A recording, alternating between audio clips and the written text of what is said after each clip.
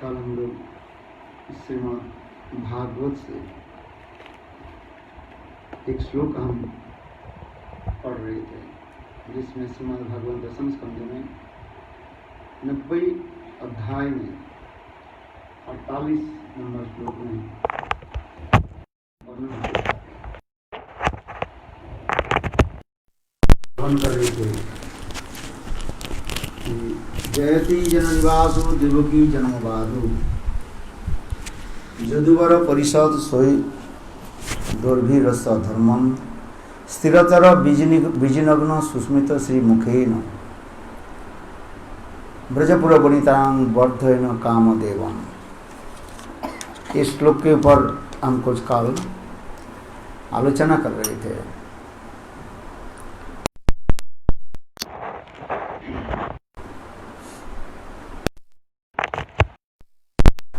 ये जननिवास अर्थात समस्त जीवों की हृदय में वास करने वाले हैं। वह कृष्ण जययुक्त हो,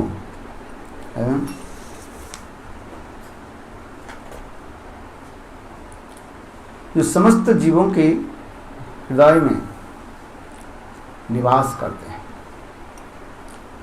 हैं। इसलिए पहली जयति शब्द के द्वारा ही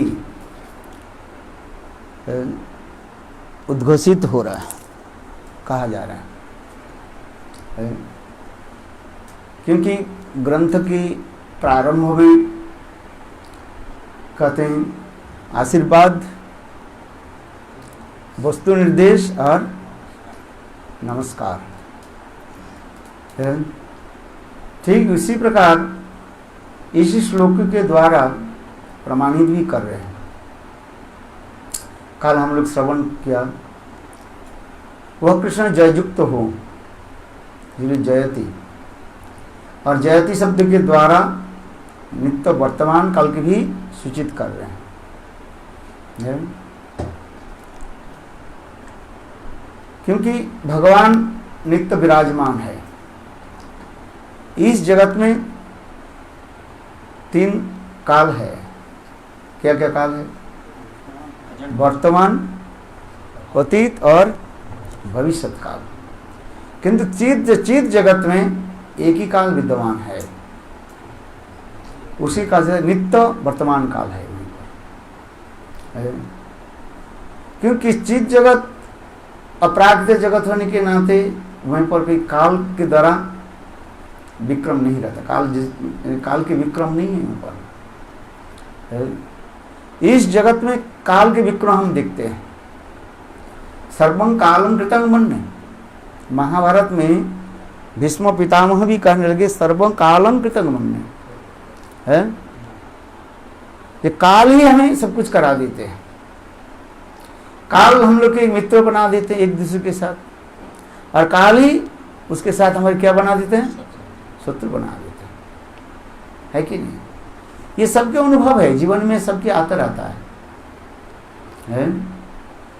भले कुछ दिन के बाद भी आ जाए, किंतु आएगा होता है।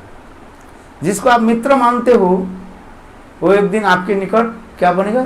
शत्रु में बन जाएगा, कांटे की हाथी लगेगा। जिस प्रकार आंख में धूल पड़ने से, जिस प्रकार वो आंख में जैसे हर समय जो है वो दर्द रहता है, जब तक आंख से धूल को निकाल नहीं दिया जाए तो आपको चैन नहीं रहेगा, बेचैन होगा, है कि नहीं है? आंख में थोड़ी सी एक कण रज धूल लग जाए, देखो आप बेचैन हो जाओगे, है? आंख उस कितने आंसू की धारा प्रवाहित होती है, और रगड़ते रगड़ते रगड़ते जब तक उसको निकाल नहीं दिया जाए तब तक आपके स्वस्थ नहीं मिले, शांति नहीं मिले। कहने की मेरा तात्पर्य है, इस जगत में मित्र व शत्रु वो सब काल के द्वारा प्रभावित हो जाता है। काल मैंने ये कहा था जी, श्रीमद् भागवत में 2 लीलाओं दिखा गया, जिसके कहा जाता है कौन सा लीला? इंद्रजालिक लीला कहा जाता है, जादूकरी लीला जिसे कहा जाता है। मैंने वास्तवता है ही नहीं, तथापि दिखाते रहते हैं। एक है मौसूल लीला और दूसरी है महिषी हरण लीला की कथा भागवत में बताया गया है। किंतु ये सब लीला आदि करा करके भगवान जीवों की शिक्षा भी दे रहे हैं। इस जगत में हम जब तक रहते हैं, कहीं न कहीं काल विक्रम हमें पर कराते रहते हैं। यहां तक भी मुक्त व्यक्ति भी संसार में रहे, वो माया के द्वारा विचलित हो जाते हैं। हो सकता है वो भी बंधन भी हो, बंध भी ले, मुक्त न भी बंधन में आ जाता है, बांध लेते हैं। मुक्त पुरुष भी जगत में रहे, माया उसके भी बांधने के लिए प्रयास करती रहती है। आज समझिए, यहाँ पर मुक्त कहने से जो साधन से मुक्त जीव जो है, साधन मुक्त जीव इस संसार में रहे, फिर पुनः उसको बंध नहीं, माया के द्वारा बंधन हो जाता है। नित्य मुक्त जो नित्य गोलोक वृंदावन से जो लोग आते हैं, माया उनके पास नहीं जाती है। किंतु इस जगत में जो साधन करके साधन मुक्त जीव कहा जाता है, वो भी माया के चपट में आ जाते हैं, घेर लेते, उसके भी बंधन है। तो इसी प्रकार इस मेरे कहने की तात्पर्य यह है, इस जगत में सभी जो है काल के विक्रम, काल के प्रभाव के द्वारा से प्रभावित होते हैं। काल ही सब करा देते हैं, हम करना नहीं चाहते हैं, बात सही है। काल ही हमें सब करा लेते हैं। जानते हैं काम क्रोध ये हमारे भजन के विरोधी है। तो काम क्रोध क्यों आ जाता है? केना बलादपि नियोजित। श्रीमद् भागवत गीता में अर्जुन कृष्ण ने यही प्रश्न भी पूछा है। हाँ, अच्छा बताओ हमें क्यों कराते हैं? न काम ये सो क्रोध ये सो रजोगुण, ये कराते रहते काल के। काल इसलिए कहते काल के विक्रम इस जगत में रहता है। काल ही हमें शत्रु बना देते हैं, काल ही हमें मित्र बना देते हैं। इसलिए भगवान ये लीलाओं को दिखाया, मौसू लीला के दिखाया, जिसके काल आप लोग की कथा सुनाया है। ये सांब के जो है उनके स्त्री वेश बनाया, सुंदर कपड़ा आदि पर पहना दिया और घूंघट लंबी करके घूंट खींच दी। और जहाँ पर संत महात्मा विराजमान थे और उनके पास जाकर के प्रणाम करके बैठ गई है। और उनके मित्र लोग कहने लगे, देखो ये पहली बार बच्चा जन्म देने वाली है। उसके पेट में कुछ कपड़ा फपड़ा दे करके ऊंचा करके रख दी। ये बड़ा नाजुक भी है, शर्मिला है, बहुत नाजुक। ये जानना चाहते हैं आप लोग, तो त्रिकालज्ञ ऋषि लोग हैं द्वारकापुरी में, जहां पर ऐसे ऐसे त्रिकालज्ञ ऋषि बैठे हुए थे, दुर्वासा, वशिष्ठ, अनेकों जो है सब ऋषि लोग बैठे हुए थे। और उसमें जाकर के ये लोग हास परिहास करने लगे, पूछने लगे। तो उसमें एक ऋषि, यद्यपि कौन ऋषि उनके श्राप दिया स्पष्ट रूप में नहीं किया गया, हो सकता है दुर्वासा ऋषि, मेरे को दुर्वासा जी के नाम भी आ रहे, दुर्वासा जी विराजमान थे। क्योंकि श्रीमद् भागवत में पुष्टिकरण नहीं किया किस ऋषि ने श्राप दिया उनको है। तब उसको एक ऋषि ने उनको श्राप दे दिया, मूर्ख, संत महापुरुष हास परिहास करना चाहते हैं। पुरुष के स्त्री वेश बना करके और आसन्न प्रसवा दिखा करके आए। ये साधु लोग नहीं जानते है, साधु की परीक्षा लेना चाहते हो। चलो, इनके पेट से क्या निकलेगा? मूसल निकलेगा, और उसी से इनके यदुवंश तुम्हारा ध्वंस हो गया। इसके द्वारा भी टीकाकार भी कहते हैं बहुत साधु है, वास्तव साधु नहीं है, और वास्तव भी साधु भी है। कौन कैसे साधु है भी समझना भी बहुत कठिन होता है। भाई कलियुग है, अच्छे साधु भी है और नकली भी साधु है। नकली साधु आप जानते हो, एक नकली साधु वेश बनाया, घर में गए और दरवाजा खटखटाया। एक सती साधु ने बाहर आ गई, उनके पति कहाँ चले गए। बोले देख करके साधु बोले ठीक है। वो पत्नी जो है, स्त्री जो है, साधु के अच्छी तरफ से बैठा है, जलपान कराया है, देखा कर और साथ ही साथ क्या किया, दक्षिणा भी दे दिया। चकाचक दक्षिणा देकर दिखते ही बस नकली साधु के हृदय जी में और भी तो लालच आ गया है। बोले देखो, नकली साधु कहने लगे देखो देवी है, मैं त्रिकालज्ञ ऋषि हूं, मैं देख रहा हूं, तुम्हारे ये घर के आंगन में है ना, 300 फीट नीच में तेल का जो है क्या है, खनी है। खनी समझते हो? खान है, तेल का खान है। तुम लोग जानते नहीं, मैं देख रहा हूं 300 मीटर नीचे तुम्हारी जमीन के नीचे में तेल का खान है। तुम तो ना जाने कितने करोड़पति बन जाओगे। वाह, सौभाग्यवती है। किंतु वो देखा तो इतने पैसा दे दिया है। जिस साधु के मिलता है 100 रुपया नहीं मिलता है, जिसके उसके यदि जो 500 रुपया नोट मिल जाए तो कितना उल्लास होता है। जिसको 1000 रुपये मिलता है, 10,000 रुपये मिलता है, आप बताइए। तो वो विचार करने लगे, ये तो भली भाली स्त्री है, इससे अधिक क्यों नहीं ले लूं। तो इसलिए कहने लगे देखो बेटी, मुझे जो है कुछ भोजन कराओ। बोले हाँ हाँ, क्यों नहीं, भोजन नहीं कराएंगे, और दक्षिणा भी दे देना। हाँ हाँ अवश्य, आपने इतने बताया। तो उन्होंने क्या कि वो सती नारी समझ गए ये लालची साधु है, मैंने इसको जो है 100 रुपये दिया, कोई इसके 100 एक पैसा नहीं देता है, एक अट्ठानी नहीं देते, मैं 100 रुपये दे दिया, इसलिए सोचने लगे इससे और अधिक क्यों नहीं ले लूं। तो सोचने लगे अच्छा भोजन तो कराओ। बोले साधु जी देवता आप बताइए क्या भोजन कराऊं। बोले कुछ नहीं, सामान्य रूप में भोजन कराओ बस है। अच्छा, उनके लिए बनाया, चावल दाल सब्जियां दे दिया, भोजन करने के बैठे। तो वो साधु कहने लगे अरे तुम्हारे घर में क्या घी नहीं है, थोड़ा घी डाल दे तो अच्छा रहता। तब वो सती नारी कहने लगे बोले संत महात्मा है, आप दिव्य दृष्टि से 300 मीटर नीचे मेरा घर क्या है, तेल का खनी है, आप देखो चावल के थोड़ा देखो।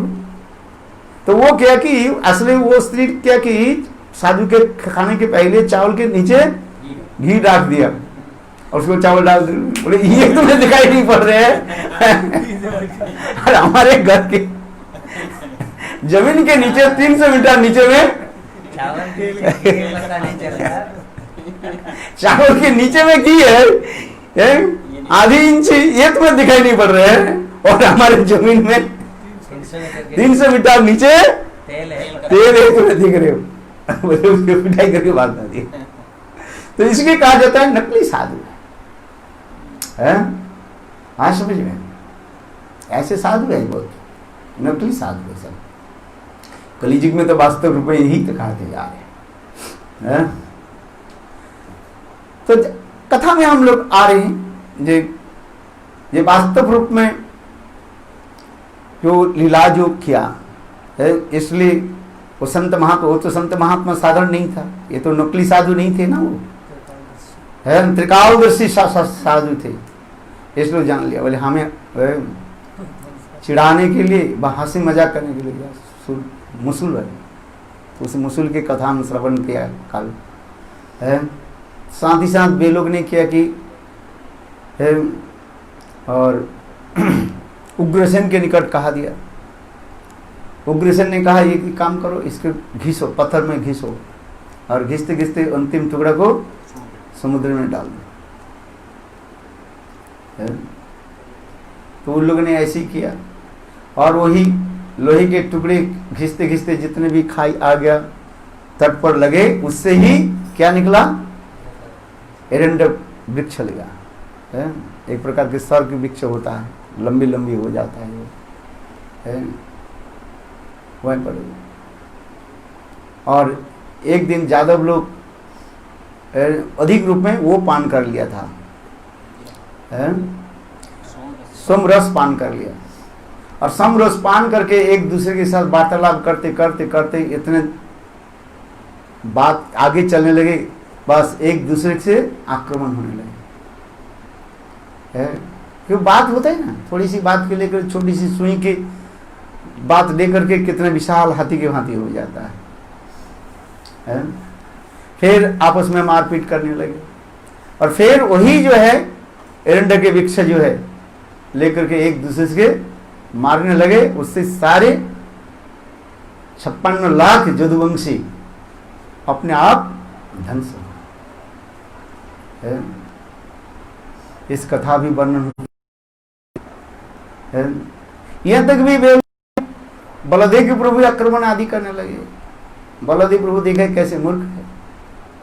बलदेव प्रभु ने किया कि उस स्थान को छोड़ करके बस ध्यानस्थ होकर के नित्य धाम में चले गए, और कृष्ण इसी पर देख करके कृष्ण ने किया कि उस स्थान को छोड़ करके प्रभास खंड में गए, और एक पीपल पेड़ के ऊपर बैठे, डाल पर बैठे है, और दूर से जो है जरा नाम से एक वैद्य है कृष्ण के चरण कमल के हाथ हिरण के मुख समझ करके तीर योजना करने लगे। यहाँ पर कोई कोई कहते हैं ये जरा नामक वैद्य कौन है? जो निरीश्वरवादी होती है भाई, कहीं न कहीं वो आध्यात्मिक कथा को जोड़ देते हैं। आप समझिए, वो जोड़ देते कहां से? ना रामचंद्र ने बाली को मार दिया था, इसलिए वही जो है आकर के काल के रूप में वो जरा जो है और कृष्ण के वो बाण से विद्ध किया। जो वो बाण भी कैसे, वो भी टुकड़ा कैसे कल मिला, मैंने कहा था, जो पत्थर के क्या बोले टुकड़ा नीचे गिरा दिया, एक मछुआरे ने उसको मछली को पकड़ लिया, मछली से खा लिया, मछली पेट में गई, मछुआरा उनको पकड़ा मछली को, उसके पेट से वो वो पत्थर निकला, और वो पत्थर एक भैले को दे दिया, शिकारी को दे दिया, और वही शिकारी उनको मारने लगा। यहाँ पर टीकाकार आदमी कहने लगे ये कैसे हो सकता है?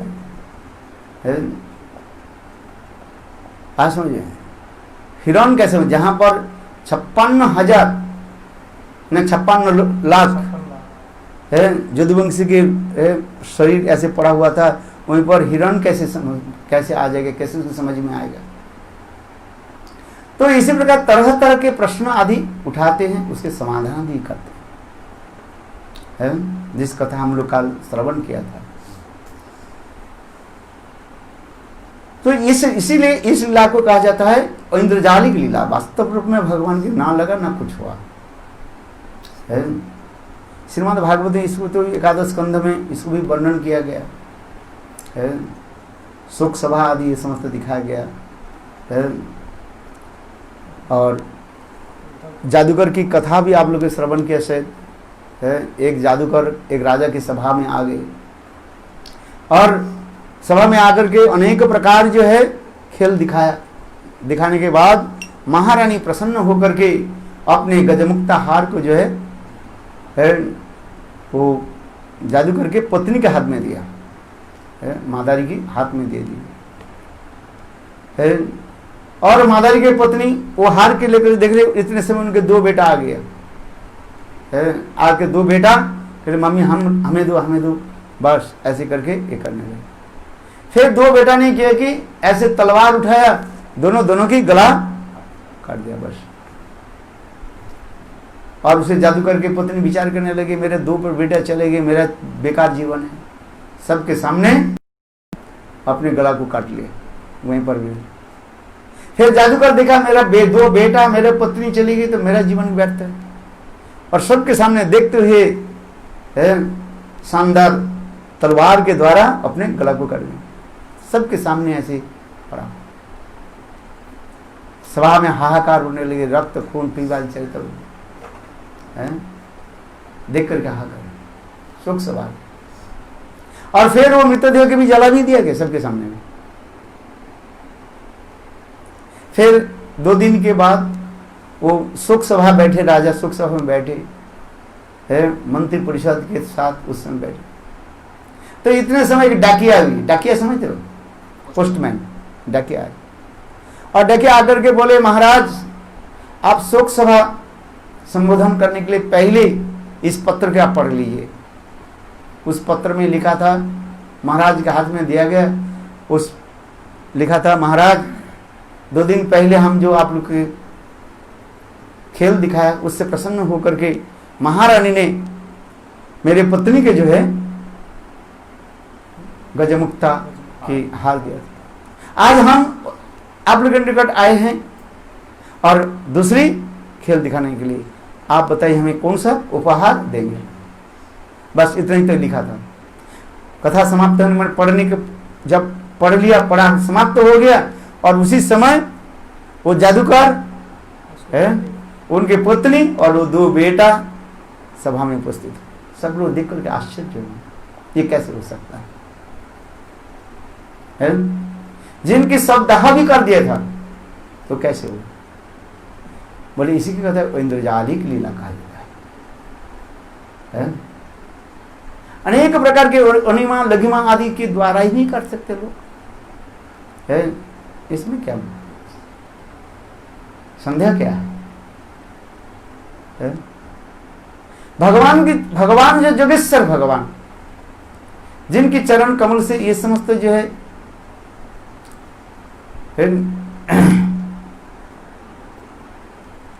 निकालते रहते हैं। अष्टसिद्धि नवनिधि के बारे में सुना जाता है, शास्त्र में लिखा गया है।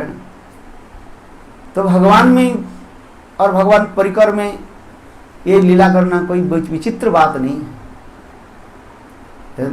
शुद्ध भक्त भी दिखा जाता है, शुद्ध भक्त भी कैसे लीला करके चले जाते हैं। ध्रुव महाराज के शरीर पतन नहीं हुआ, मृत्यु के सिर पर पैर रख करके बाद छलांग लगा करके ही ध्रुव लोक में चले गए। और यहाँ पर फिर नारद ऋषि के बारे में भी कह रहे हैं। नारद ऋषि के बारे में कहा गया, नारद ऋषि स्वयं कहने लगे, मैं ये पांचभौतिक शरीर को त्याग दे करके नित्य शरीर को प्राप्त करके मैं वैकुंठ में पहुंचा। है भागवत में है ना, पांचभौतिक का देह पत्ता था।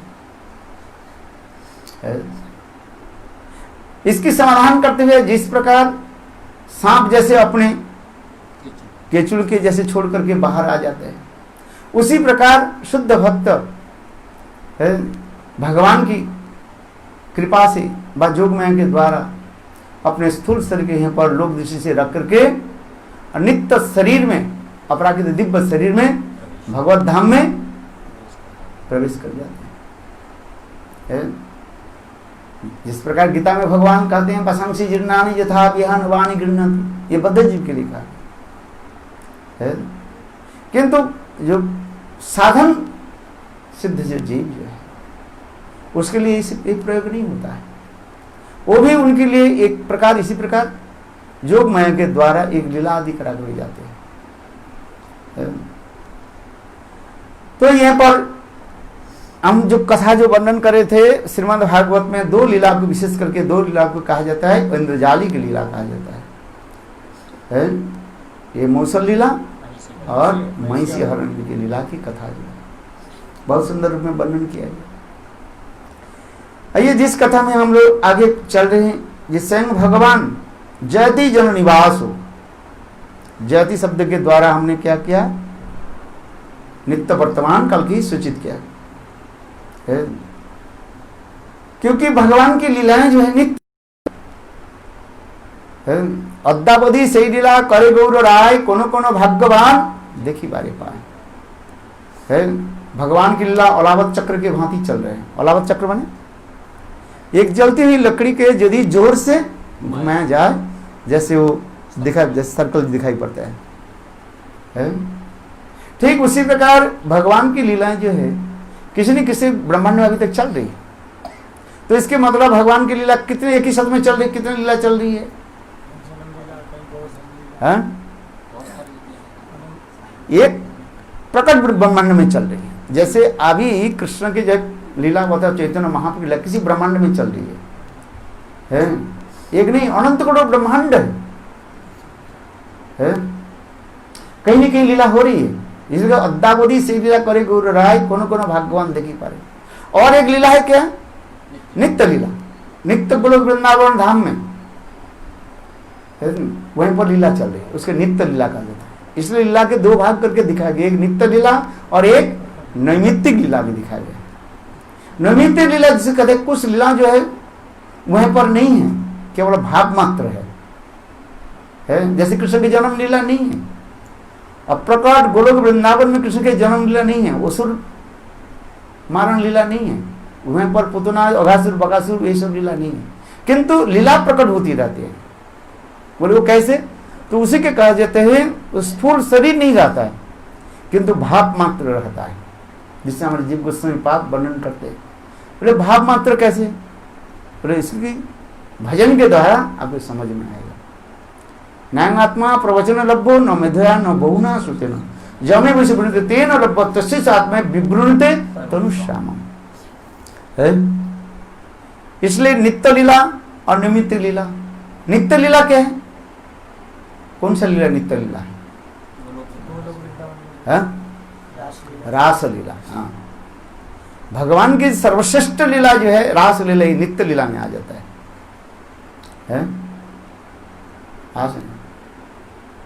तो ये समस्त लीला आदि भगवान कैसे करते हैं? जोग माया के द्वारा है? और वही लीला को कौन दर्शन करेंगे? जो साधक सिद्धि प्राप्त करके चले आते हैं, संग भगवान उसके हृदय में प्रकट कर देते हैं। चलो आगे हम जो कथा से श्रवण कराया, एक अप्रकट गोलोक वृंदावन लीला चल रही है और एक ही साथ में इसी ब्रह्मांड में लीला चले, प्रकट लीला हो रही चलते रहते है। जैसे महाप्रभु की लीला भी हम दिखते हैं, जिससे कहा जाता है नरहरि सरकार एक श्लोक में वर्णन कर रहे हैं। जब चैतन्य महाप्रभु जो सन्यास लेकर के हा कृष्ण करके रोते हुए जब जा रहे थे, अरुण वसनम दिव्य चैतन्य महाप्रभु की कैसे दिव्य वसन जो है आज अरुण वसनम, और कितने सुंदर महाप्रभु की दिव्य जो है आजानो लंबित बुझो कनक बता तो नाम संकीर्तन हा कृष्ण करके दौड़ते जा रहे। उसको देख करके देखो नित्य गोलोक वृंदावन में गोपियां देख रही है? यहाँ पर नवद्वीप धाम में महाप्रभु ने क्या कि सन्यास लेकर के चल रहे हैं, दो हाथ दो बाहु भुजाएं ऊपर उठा करके चलते जा रहे हैं, और वो गोलोक वृंदावन में गोपियां इस लीला को देख रही है। गोलोक वृंदावन में गोपियां महाप्रभु की लीला को देख रहे हैं, और देख करके कह रहे पश्यति सखी, एक सखी दूसरे सखी के कहने लगे देखो सखी हमारे प्राण प्रियतम गोविंद आज कैसे भूताल में कैसे लीला करके जा रहे, देखो कैसे सुंदर उनके दिव्य अरुण वसनम है, सन्यास वेश है लेकर के जा रहे हैं। तो एक सखी दूसरे सखी फिर हंसी मजाक करते हुए कहने लगे ये कैसे संभव है, हमारे प्राण के प्रियतम कृष्ण सन्यास नहीं ले सकते। भाई सन्यास लेने की तो लक्षण तो होता है ना, है? कृष्ण कैसे सन्यास ले लेंगे? उस श्लोक में वर्णन होते जा रहे। पश्यति सखी, हे सखी देखो हमारे प्राण कांत कृष्ण आज कैसे सन्यास ले लिया, अरुण वसनम अरुण वसन पहनी हुई, आंखों से आंसू की धारा प्रवाहित हो रहा है। तब उसे सखी परिहास करते हुए कहने लगा रही सखी ये संभव नहीं है। क्यों नहीं है? हम देख रहे हैं। अरे तुम्हारे देखना और बोलना में अलग है। बोले ये जो तुम जो अरुण वसन कर रहे हो रास उत्सव में, रास रूपी महा उत्सव में हम लोग जब कृष्ण के विरह में हम तड़पते, और हम लोग के बसन कैसे हो गया, हम लोग की वक्षस्थल की कुमकुम के द्वारा रंजित हो गया था। फिर वो वस्त्र के क्या किया, त्याग दे दिया, और वही कुमकुम रंजित वस्त्र के वो धारण करके सन्यास मान करके चल रहे। ये कपट, कपट सन्यासी है। बहुत सुंदर में श्लोक वर्णन, उत्तम श्लोक जानते कि नहीं श्लोक है, ये नरहरि सरकार की एक श्लोक है, ये छल कपटी है। तो ये सब कहने की तात्पर्य मैं इसलिए कह रहा था, इस श्लोक की इसलिए कह रहा था, अप्रकट को लोग वृंदावन धाम में वो समस्त परिकर भगवान के नित्य परिकर रह रहे हैं, और इधर भूतल में पृथ्वी में जो लीला आदि चल रहे उसको भी देख रहे हैं। तब तक करे पश्चिती सके, तुम एक सके दूसरे के कार्य देखो, दिखाने लगे। तो आइए कथा में हम, क्योंकि हम जो शब्द जो व्यवहार किया यहाँ पर जयति शब्द के द्वारा नित्य वर्तमान श्लोक यहाँ पर आ रहे हैं। जयति शब्द के द्वारा कृष्ण लीला की नित्यता स्थापित हो रहा है, और विशेष करके कृष्ण के नित्य 3 धामों की विशेष वैशिष्ट्य भी दिखाया गया। कल मैंने कहा था पूर्णोत्तर और पूर्णतम धाम, द्वारका, मथुरा और वृंदावन। ये पूर्णोत्तर किसके ऊपर प्रतिष्ठित हुआ, किस लिए कहा गया, ऐश्वर्य और माधुर्य के विचार लेकर के। द्वारका में पूर्ण कहा गया, ऐश्वर्य प्रधान, माधुर्य सामान्य मात्र है। मथुरा में माधुर्य और ऐश्वर्य करीब बराबर, माने 19-20 जैसे मान लिया जाए। अरे ऐश्वर्य प्रधान माधुर्य होता है, और वृंदावन में माधुर्य प्रधान ऐश्वर्य, किंतु वहां पर जो ऐश्वर्य कम भी नहीं है, वो भी ऐश्वर्य समस्त वैकुंठ के जितने ऐश्वर्य है उसको एकत्रित कर दिया जाए, और वृंदावन के ऐश्वर्य भी एकत्रित कर दिया जाए, एक तराजू में रख दिया जाए, दोनों पल्ला में रख दिया जाए, तथापि वृंदावन के ऐश्वर्य भारी पड़ जाएगा। किंतु वह ऐश्वर्य माधुर्य के द्वारा ढका जाता है, श्रीमंडित होता है, कम नहीं है। कृष्ण के जितने भी लीला है, वृंदावन की लीला सब ऐश्वर्य लीला है, किंतु ऐश्वर्य रहने पर भी ब्रजवासी लोग उनको ऐश्वर्य नहीं माने। देखिए ऐश्वर्य ना माने ऐश्वर्य सारे भगवत्ता के ऊपर प्रकाशित किया गया, क्योंकि भगवान जिसका हम कहते हैं ऐश्वर्य समग्र वीर्य यशस्वी ज्ञान वैराग्य वचन भगवत इति कहना है। तो समस्त ऐश्वर्य तो वृंदावन में है, किंतु माधुर्य के द्वारा श्रीमंडित है, ढका हुआ।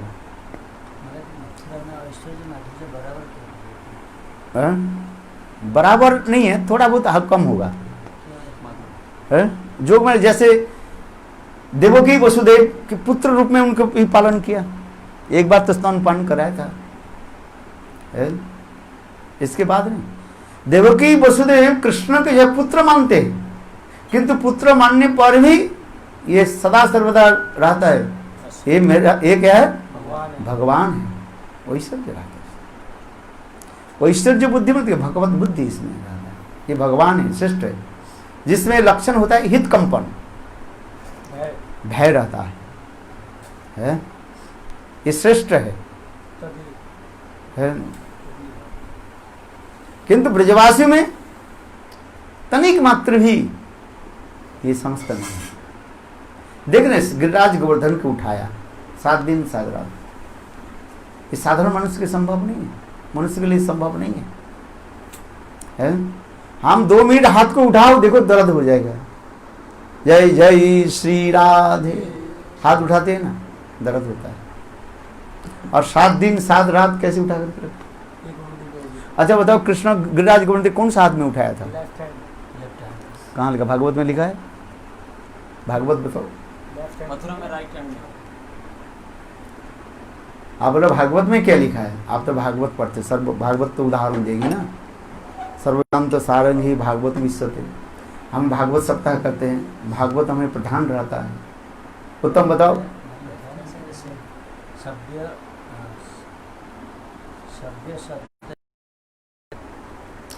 उत्तम भागवत लेकर दिखाओ। कृष्ण जो है गिरिराज गोवर्धन के उठाया, हस्त से उठाया। कौन सा हाथ में उठाया ये वर्णन नहीं किया गया है, यही तो है। किंतु हमारे गोस्वामी वर्ग ने, टीकाकारों ने बाएं हाथ की प्रधान दिख के दिया गया, बाएं अंगुल में दिया गया। किंतु भागवत पढ़ो, मैं मूल श्लोक में जो है कृष्ण हस्तेन, हाथों के द्वारा गिरिराज गोवर्धन के उठाए। कौन सा हाथ के द्वारा? आप भागवत पढ़ के दिखाओ। आप लोग को तो मैं बता रहा हूँ, आप थोड़ा थोड़ा देखो। गिरिराज गोवर्धन के लीला ध्यान पढ़ो, उसमें लिखा है, मूल श्लोक में लिखा नहीं है। और हाथ के द्वारा उठाया, कौन सा हाथ के द्वारा उठाया ये बात विचार दीजिए। टीकाकारों ने कह दिया अथवा दूसरी पुराणों के द्वारा उसके प्रमाण कर दिया है।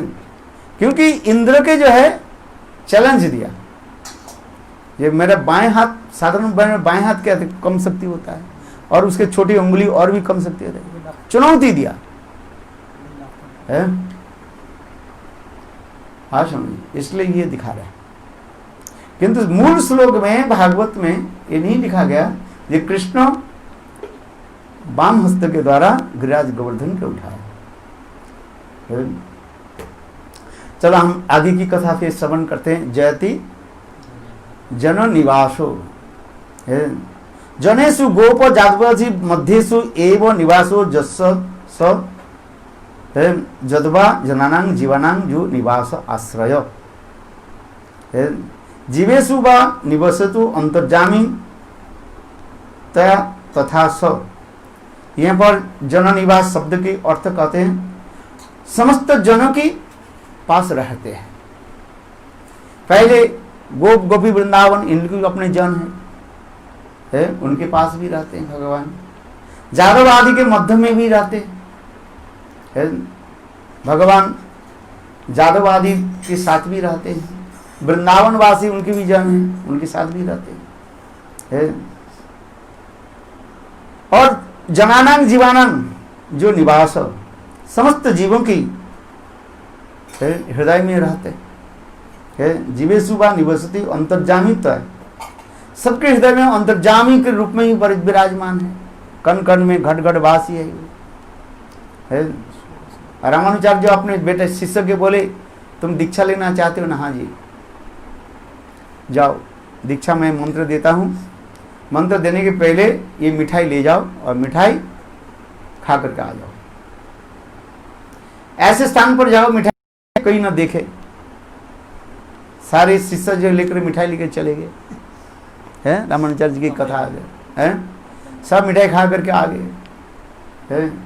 रामानुचार्य ने बोला कोई देखे नहीं है, ऐसे निर्जन स्थान में जाकर के ये मिठाई खा के आ जाओ। एक छोटा बच्चा था, वो रो रहे थे, हाथ में मिठाई पड़ा।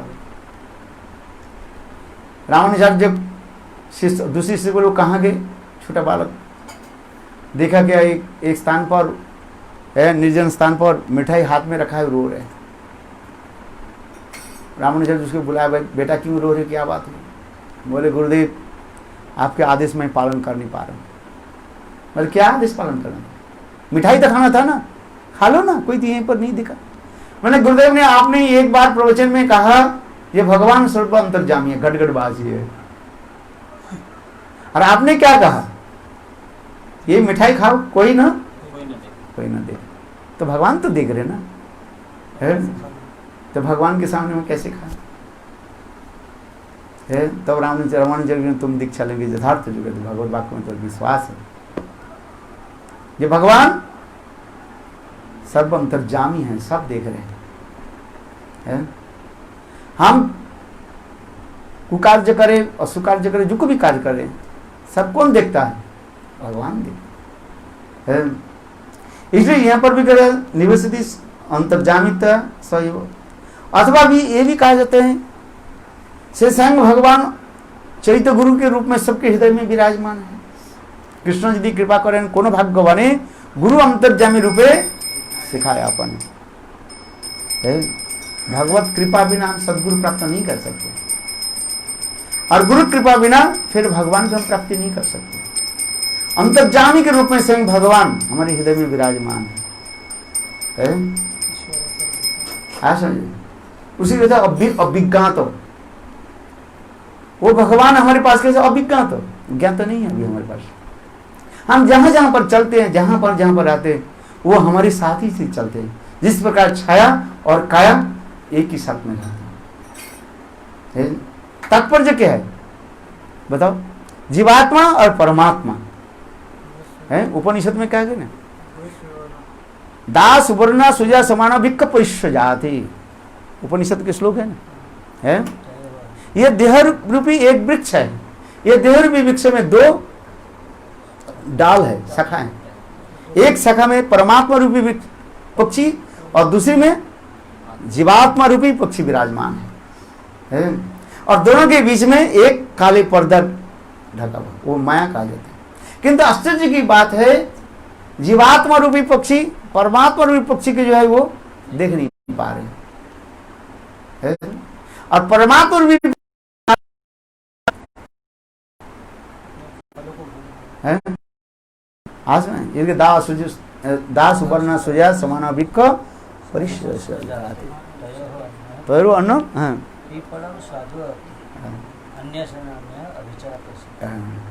इस श्लोक में स्पष्टीकरण कर दिया ना, है।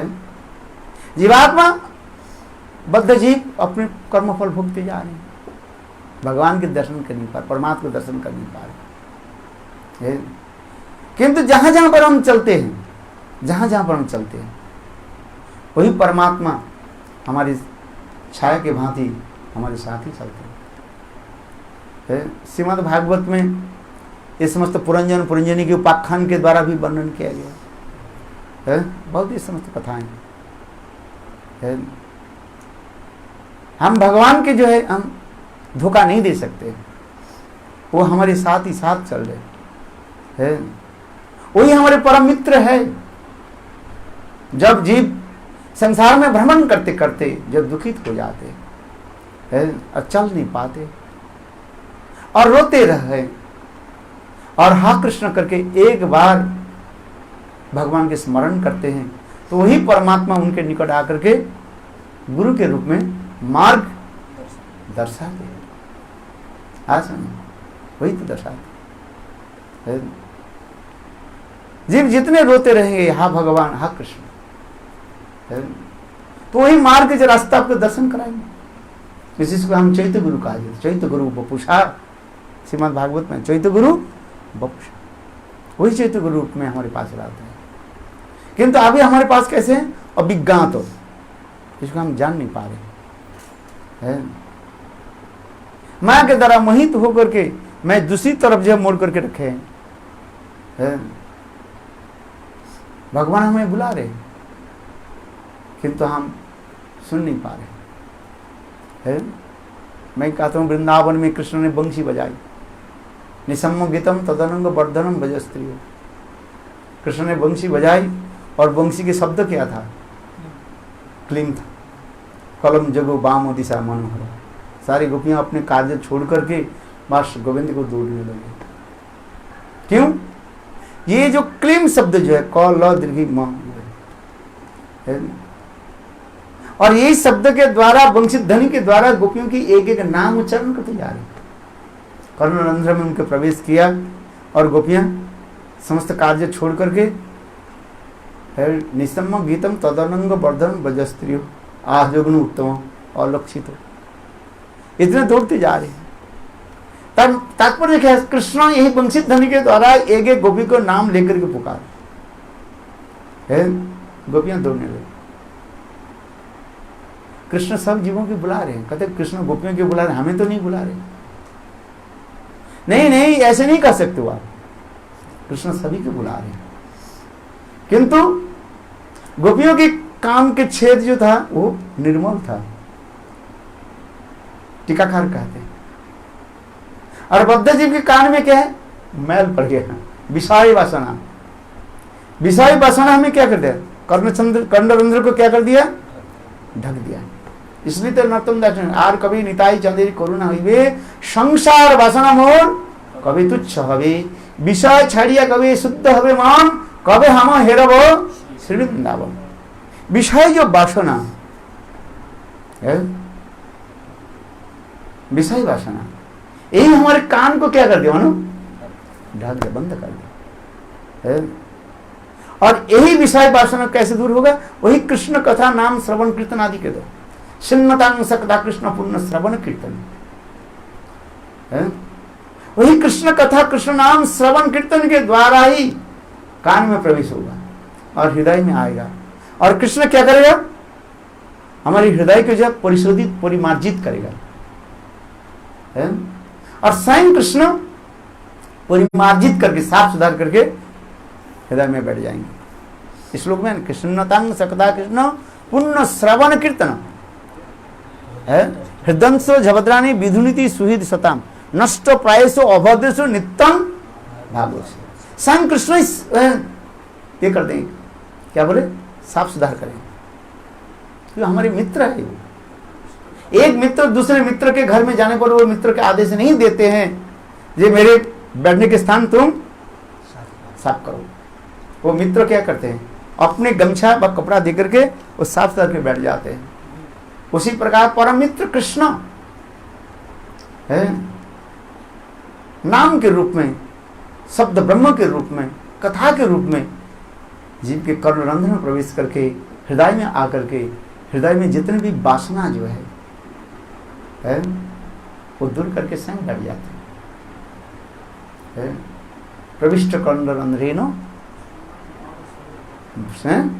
सानम भाव स्वरूप। कितना सुंदर ये श्लोक के उच्चारण करने हृदय द्रवीभूत हो जाए है? कितने सुंदर श्लोक। भाव रूपी स्वरूप है। हाँ धुनोती, हाँ देखो कितने सुंदर श्लोक है। शरद काल, जिस प्रकार शरद काल आने के साथ ही साथ नदी नाले के जल क्या हो जाता है? निर्मल हो जाता है।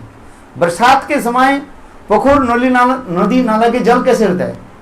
मैला रहता है? किंतु शरद काल आने के साथ ही साथ और स्वच्छ निर्मल हुए। इसे कहते इत्थं इत्थं शरदं स्वच्छं जलम पद्माकरम सुगंधिना।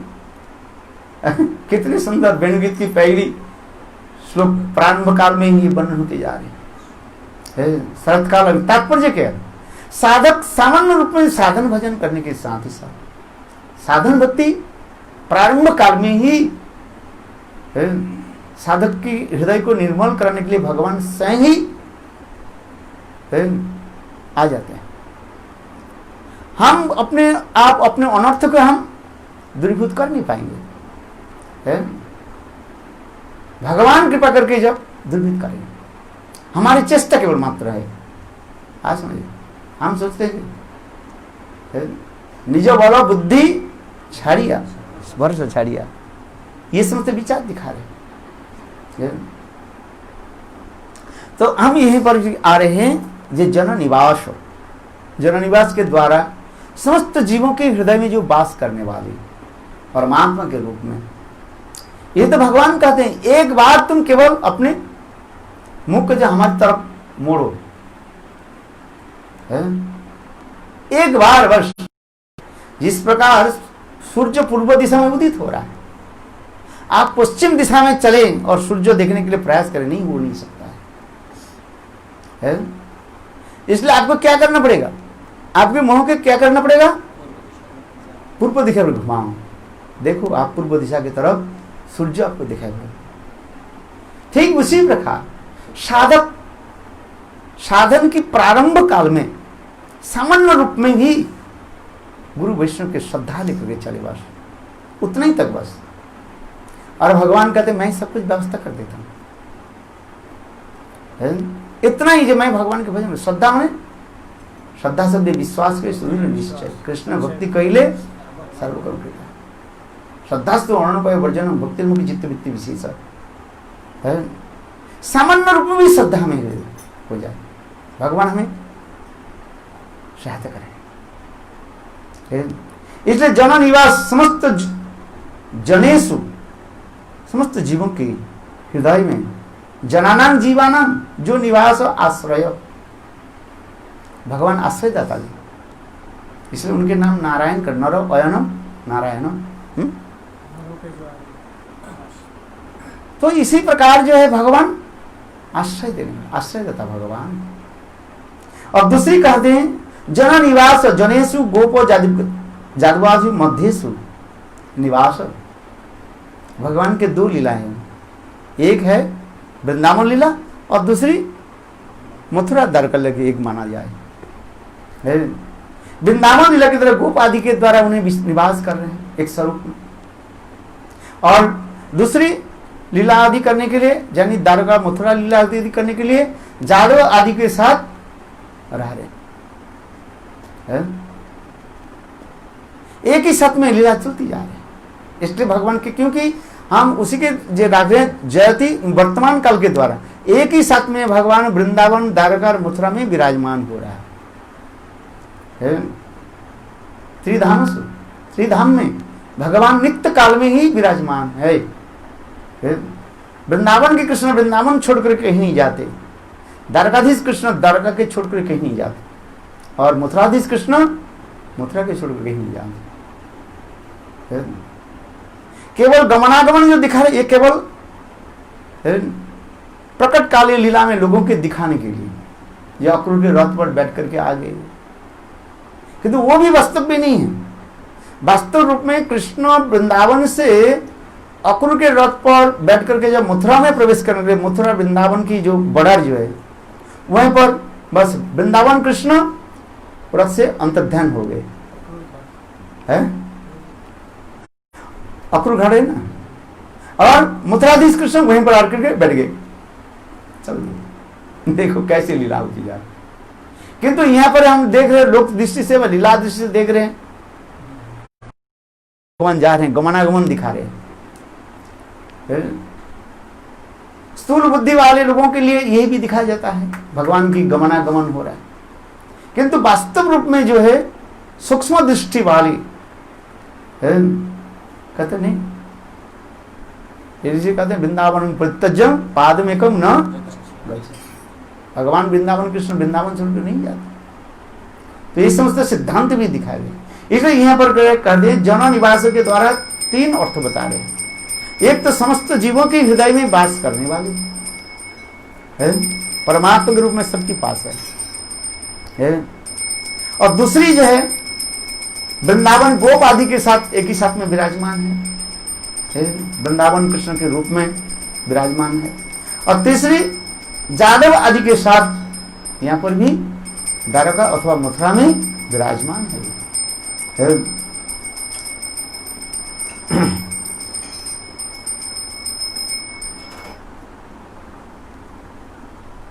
फिर देवकी जन्मवाद की बात काल हमने, अब इसके ऊपर भी हम लोग चर्चा किया, आलोचना की। देवकी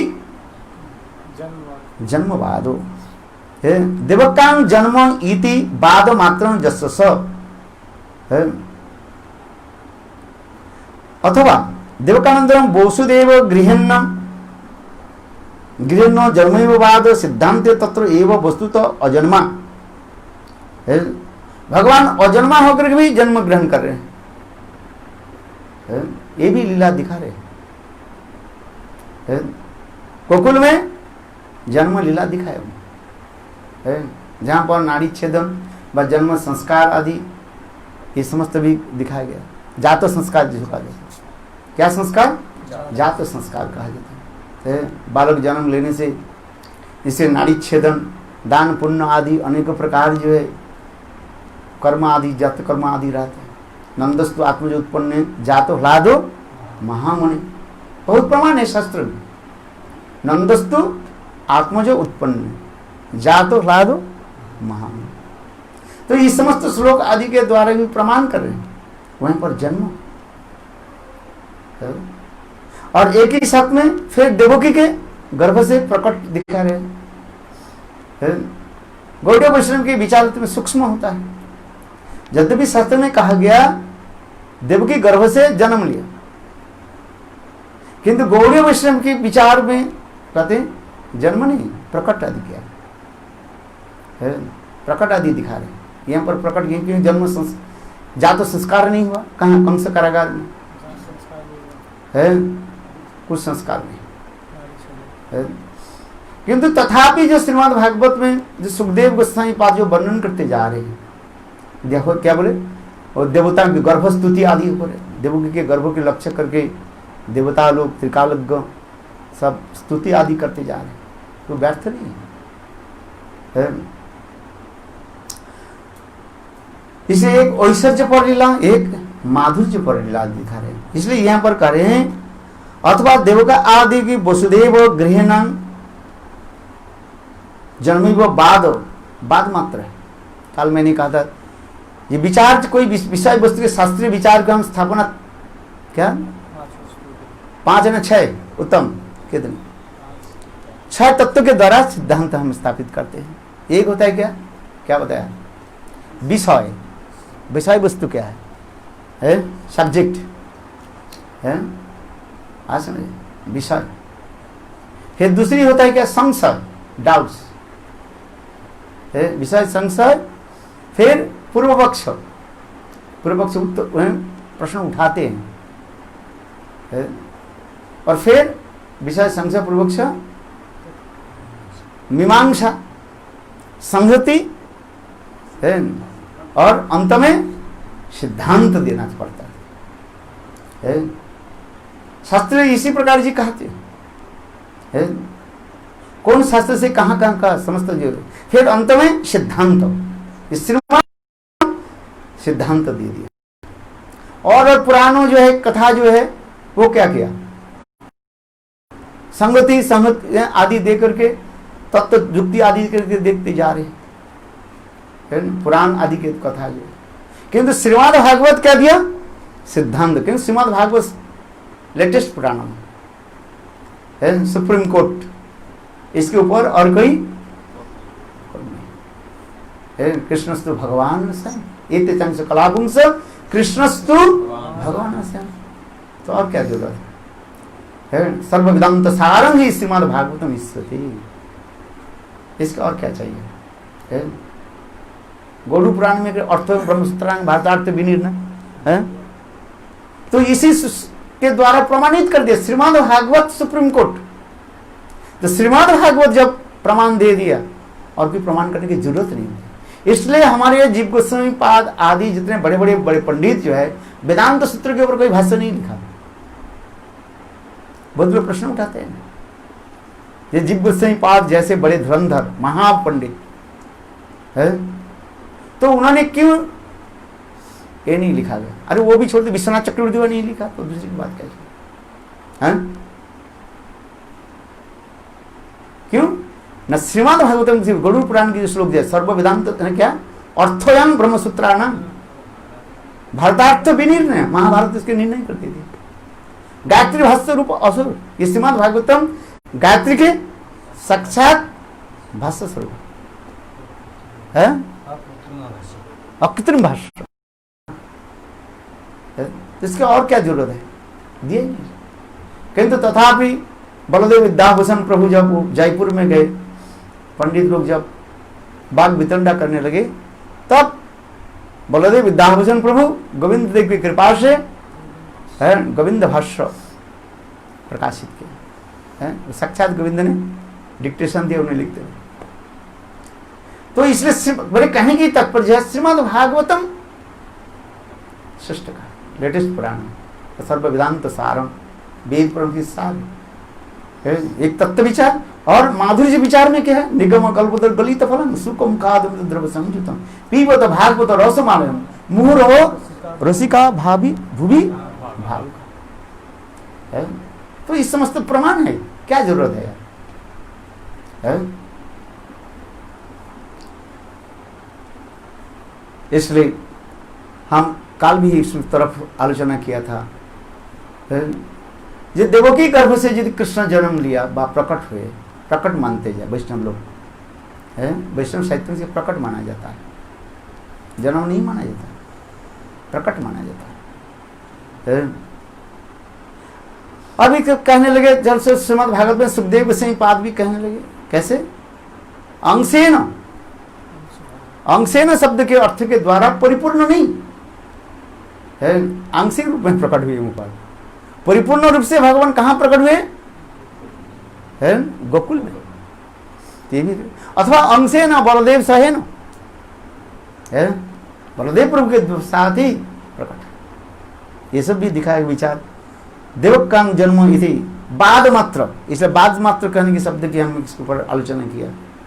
एक बाद वितंबाद होता है तर्क शास्त्र में है, अनेक प्रकार जो है तर्क आदि करते रहते हैं, किंतु वास्तव जो है देवकी नंदन वसुदेव गृहिण्येव जन्मे बाद सिद्धांत अत्रैव वस्तु अजन्म।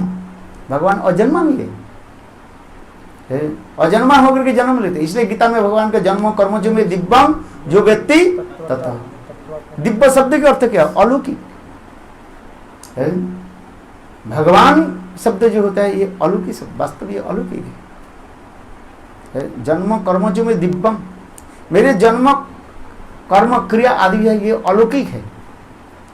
जिस अलौकिक किसको कहा जाता है?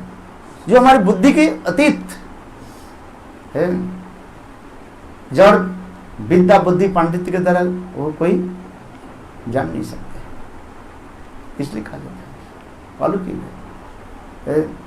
एक ही साथ में भगवान देवकी के और नंदालय में भी प्रकट हो रहे, जन्म दे ले रहे, अजन्मा होकर हुए ऐसे। इसलिए कहते हैं सिद्धांत तो तत्व वस्तु तो अजन्मा। जदुबर परिषद, जदुबर कहने से गोप ब्रजस्था क्षत्रिय पुरस्था एवं च परिषद सभा सेवक रूपे तस्य। जदुबर कहने की भी है ये एक स्वरूप में कृष्ण गोपों की समान विराजमान है, और एक ही स्वरूप में मथुरा में जादुओं के पास भी विराजमान है। ये भी दिखा दिया है। इसलिए यहां पर कहते हैं जदुबर ब्रजस्था क्षत्रिय पुरस्था परिषद सभा है। और स्वयं भगवान क्या करते हैं? सेवक और उपस्व जस्सा दौर सोई दौर भी अपने इच्छा रूप से है, यानी क्रीड़ार्थ कार्य आदि करने के लिए अपने स्वभक्त की रक्षा आदि करते रहते हैं, अथवा अपने भक्तों के द्वारा भगवान असुरों के विनाश आदि करते हैं। सर्वसामर्थ्यमान भगवान है, तथापि कहें कि भगवान अपने कार्य नहीं करके अपने भक्तों के द्वारा कार्य कराते हैं। स्वयं भगवान जरासंध के वध कर सकते थे, किंतु उन्होंने क्या की? भीम के द्वारा वध करा। वो भी भीम वध करने के लिए योग्य नहीं था, यदि दिखा जाए युद्ध में बार बार पराजित हो रहा है। तो भगवान सर्वंतर्यामी, भगवान जानते थे कि जरासंध की क्या बोले जरासंध जब जन्म हुआ उनके मातृ गर्भ से मानो 2 मांस के पिंड के रूप में जन्म है, जंगल में उसके फेंक दिया है। जरा नाम से कोई एक राक्षसी है उसके है, और फिर उनको जोड़ दिया और फिर उनके बर दिया जाओ है। इसके मृत्यु कैसे हुआ? इसके यदि मांस पिंड की यदि अपोजिट में कोई युद्ध के फाड़ करके फेंक दे उसकी मृत्यु हो। तो इस कथा को स्वयं भगवान जानते थे। है भीम के साथ जरासंध के साथ युद्ध होने लगे, घनाघोर युद्ध होने लगे है। भीम पराजित होते जा रहे, तब भगवान ने क्या की? एक क्या बोले पत्र को फाड़ करके भीम को दिखा, ऐसे फाड़ बार बार फाड़ने लगे, वो फिर आकर के जुट जाते हैं। तो भीम कृष्ण कहने नहीं देखो, फिर क्या दे इसको जो है भगवान ने क्या किया? वो पत्र को फाड़ करके इस तरफ के एक तरफ उस तरफ उल्टी तरफ रखो है? तब भीम अंत में समझ में आ गया। तो भीम ने क्या कि जरासंध के शरीर को ऐसे फाड़ करके उनके दाएं के शरीर के बाएं, बाएं के शरीर के दाएं तरफ फेंक दिया। तब उसे अच्छा भगवान कर सकते नहीं सकते है, किंतु भीम के द्वारा कराया। कुरुक्षेत्र युद्ध में अर्जुन के सारे सफलता को दे दिया, रिजल्ट दिया अर्जुन को, किंतु युद्ध किसने किया? वास्तव रूप में कृष्ण ने किया है। श्रीमद् भागवत में प्रथम श्लोक में आ रहे हैं, श्रीमद् भागवत गीता की, हाँ गीता की जो है प्रथम अध्याय की कहते विषाद योग सैन्यों उभर मध्य रसस्तु रसस्थापन, स्थापन करो। देखा अर्जुन दोनों तरफ को देख करके बाद ये हो गया विषाद योग आ गया। ऐसे से गुरु वर्ग में कैसे हत्या करूं? गुरु हत्या सजन्म आ गया है? ऐसे गुरु वर्ग कैसे पराजित करूं? नौकांके विजय कृष्ण न च राज्य सुखानी छो, मुझे राज्य नहीं चाहिए, सुख नहीं चाहिए, विजय भी मुझे नहीं चाहिए। किंतु भगवान क्या कहा? अर्जुन तुम रण क्षेत्र में आए हो, तुम पहली सोच ले तुम्हारी विजय प्राप्त हो जाए। किसने कहा तुम्हें विजय होगा? है? सुनो, क्या तुम भीष्म पितामह की हत्या कर सकते हो, मार सकते हो? जब तक वो राज ये रहेगा, कृष्ण सेनापति पद में रहेगा, है तुम उसके एक कुछ नहीं कर सकते। क्यों? जिसके पास इच्छा मृत्यु वरण है, क्योंकि तुम्हारे अस्त्र पे लगेगा, ब्रह्मास्त्र भी जाकर के भी लुट करके आ जाएगा। क्यों? इनके पास ये वर है। कौन सा वर है? इच्छा मृत्यु। ब्रह्मास्त्र भी जाए, ब्रह्मास्त्र भी प्रणाम करके आ जाएगा। जब तक भीष्म पितामह सेनापति रहेंगे तो तुम्हारी जय कहां से? वो लोग पराजय कैसे हो जाएगी? आप बताओ, क्या भीष्म पितामह के तुम मार सकते हो? इच्छा है। द्रोणाचार्य गुरु के परास्त कैसे कर दोगे? है बताओ।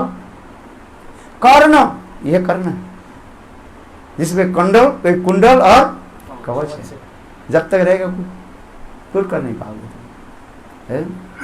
एक एक करके भगवान उंगली निर्देश करके देखो कैसे करो। तुम जो नौकांक्षी विजय कृष्ण, मुझे विजय भी नहीं चाहिए, राज्य भी नहीं चाहिए। अरे तुम्हारी विजय हो जाएगी, इसे तुम्हें किसने कहा? तुम सोच रहे हो ये मेरे पास गंडीव है इसलिए मैं सबके विजय प्राप्त कर रहा हूं, मेरे पास दिव्य अस्त्र भी है। ऐसे नहीं कह सकते तुम, वास्तविक सत्य नहीं। इसलिए भगवान ने क्या कहा? हे अर्जुन तुम शोक छोड़ो, कर्तव्य पालन करो, उठाओ धनुष को, उठाओ तुम युद्ध करो, धनुष को उठाओ तुम युद्ध करो, मेरे शरण में आ जाओ, मैं सब बता देता हूं। अच्छा वास्तविक सत्य नहीं है? स्वयं भगवान हम कहते हैं अर्जुन ने सब कुछ कर दिया। और युद्ध के महाभारत युद्ध के अंतिम में भी सब आस्फालन करने, आस्फालन माने दिग्भगने लगे। मैंने इसको मारा, मैंने वो किया। भीम ने कहा मैं दुर्योधन के 100 भाई को मैंने मार दिया, ये करने वो करने। अर्जुन ने कहा हम ये, सब लंबी लंबी बात करेंगे। भगवान हंसने लगे, भान कर दी चलो आ जाओ। ये पर्वत के ऊपर जो है वो सिर रखा था, किसका? बर्बरी का। इसको पूछो, वो बता देंगे। तो उन्होंने बताया जो हम जो देखा एकमात्र भगवान युद्ध किया है। अरे भीष्म पितामह ऐसे ऐसे बाण छोड़ने लगे, अर्जुन के संभव नहीं था वक्षस्थल में धारण करना। स्वयं भगवान रथ को ऐसे उछाल, महाभारत में वर्णन होते जाए, रथ ऊपर उड़ जाते हैं और वो भीष्म पितामह के सर आकर कहाँ लगते हैं? कृष्ण के वक्षस्थल लगते हैं। जिसमें श्रीमद् भागवत में भीष्म पितामह इसकी स्तुति करते जा रहे हैं। भगवान की वक्षस्थल भीष्म पितामह के सर के द्वारा, तीर के द्वारा क्षत विक्षत हो गया और रक्त की धारा। उसके देख करके भीष्म पितामह गोपियों की वक्षस्थल की कुमकुम रंजित की कथा स्तुति आदि होती जा रही है कि नहीं भागवत में? आप बताओ। सो भगवान सब कुछ करते हैं, सर्वनियंता भगवान है। धर्म मूलम ही कृष्ण, धर्म की मूल ही कृष्ण है। इसलिए भगवान अर्जुन की क्या कहा, हे अर्जुन, गीता की इसी कहती जा रही है, अंधकार के विनाश करो तब तक सूर्यालोक आएगा। और अंधकार के विनाश कैसे करोगे, ये दीवार को फाड़ो। जैसे ये चारों तरफ दीवार है, सूर्यालोक कैसे आएगा, अंधकार है इसमें, दीवार को तोड़ो। ये दीवार क्या है, यही जो तुम जो गुरु जो कहा रहे हो है, ये सब बड़े बड़े दीवार है। ये भीष्म पितामह, कर्ण, द्रोणाचार्य, ये सब दीवार है, घेर करके रखा है। अंधकार क्या है, ये दुर्योधन दुशासन महापापी अंधकार है। किंतु ये दीवार के तोड़ो, किंतु दीवार के तोड़ना इतना सहज नहीं है। दुर्योधन दुशासन है जो महापाप, पाप की मूर्ति कहा जाता है। दुर्योधन दुशासन क्या है, पाप के मूर्त ही प्रकाश कहा जाता है, मूर्तमान कहा जाता है। ये दुर्योधन दुशासन के तुम कैसे वध करोगे, जब तक तुम ये दीवार को जो है माने जब इसको नहीं तोड़ोगे। किंतु उसके तोड़ना तुम्हारे लिए संभव नहीं है, मैं जानता हूं। मैंने कहा दिया ना, क्या ये भीष्म पितामह को तुम मार सकते हो, इच्छा मुक्ति वर्ण करके रखे हैं द्रोणाचार्य गुरु, सब प्रकार के शास्त्र ये है, उसके तुम कैसे पराजित कैसे करोगे। कर्ण जिसके पास कुंडल और कवच है, कहां तुम कर पाओगे। इसलिए तुम जय की आशा छोड़ दो, जय और राज्य की आशा छोड़ दो। क्या करो, मर्यादा के नियम के पालन करो, धर्म करो, अपने कर्तव्य पालन करते। कर्मण्य बाधिकारस्ते महाफलस्य कदाचन, गीता में तो यही तुझ दे रहे हैं। तुम अपने कर्म करो, मेरे शरण में आ जाओ, मैं तुमको सब कुछ दूंगा। ये समझ तो दिखाई दिया, वास्तव रूप में सब तो हुआ ही है। द्रोणाचार्य के कौन पराजित कर सकते हैं, भगवान ने ऐसी लीला रचा भी दिया। अश्वत्थामा हराने में, तो ये समस्त कथा भी महाभारत में वर्णन है। तो इसी प्रकार मैंने कहने की तात्पर्य है, भगवान सर्वसमर्थ होते हुए पर भी अपने भक्तों के द्वारा ऐसे असाध्य वस्तु के साधन करके दिखाया है। भगवान चाहे तो सब कुछ हो सकता है, कर सकते थे, किंतु उन्होंने किया कि अर्जुन के द्वारा महाभारत में गीता की स्थापना की है, भीम के द्वारा जरासंध आदि के वध करा करके दिखाया, सर्वसमर्थ वहां है। यहां तक भी द्वारका में देखो, उद्धव के साथ भगवान कभी कभी क्या करते हैं, सलाह करते हैं, परामर्श लेते हैं। जो स्वतंत्र सच्चामय पुरुष है, कहते उद्धव ये मुझे बताओ। एक बार युधिष्ठिर महाराज जी राजस्व यज्ञ कर ली, एक पत्र भेजा है। युधिष्ठिर महाराज राजस्व यज्ञ करने के लिए कृष्ण के निकट एक पत्र भेजा है, हे कृष्ण हम ये यज्ञ करना चाहते हैं, राजस्व यज्ञ करना चाहते हैं, आप बताए कब आना चाहते हैं, आपकी इच्छा के अनुसार ही हम सब कुछ करेंगे, आप दिन निर्णय कर दें। और फिर उसी समय जरासंध के कारागार में जितने राजा लोग थे और वो लोग भी पत्र भेजा, हे कृष्ण हमें उद्धार किया। तो कृष्ण कह रहे हैं, हे उद्धव तुम बताओ, तुम निर्णय दो क्या करना चाहिए। ये राजा लोग मरने दो, तो अपने कर्म में सब बंधे हुए हैं, हमें क्या लेना देना। मित्र तो हमारे युधिष्ठिर है, तो मित्र के पास तो पहले जाना है। किंतु उद्धव ने क्या कहा, नहीं प्रभु पहले ये जिस समस्त राजा जो बंदी हुए हैं उनको मुक्त कराइए और जरासंध के वध करा दीजिए। इससे आपका मान ही बढ़ेगा कि आप जब युधिष्ठिर महाराज के राजस्व यज्ञ में जाएंगे, ये हजारों ये समस्त राजा लोग आपके आभारी हो और क्या आपके पीछे पीछे भी चले, इसके आपकी क्षति हो, शौर्य वीर्य आपके बढ़े। अच्छा भगवान तो जो निर्णय लेना वो तो जानते हैं, तथापि है उद्धव के पूछ रहे, सर्वंतर्यामी भगवान सब कुछ करने वाले, इसलिए कहा जाता है लीला, नरवत लीला कर दिया। इसलिए हम यहीं पर जो पढ़ते जा रहे हैं, देवकी जन्म देवकी जदुबर परिषद, एक जदुबर के माने द्वारका अथवा मथुरा में उनके भी परिकर में भी विराजमान होते हैं और ब्रज में गोपों की परिकर के रूप में ही विराजमान होते हैं, उनकी मित्रता आदि करते रहते हैं। आज यहाँ वंशा कृपा सिंधु पतितानां पावने भू वैष्णवे भो नमः।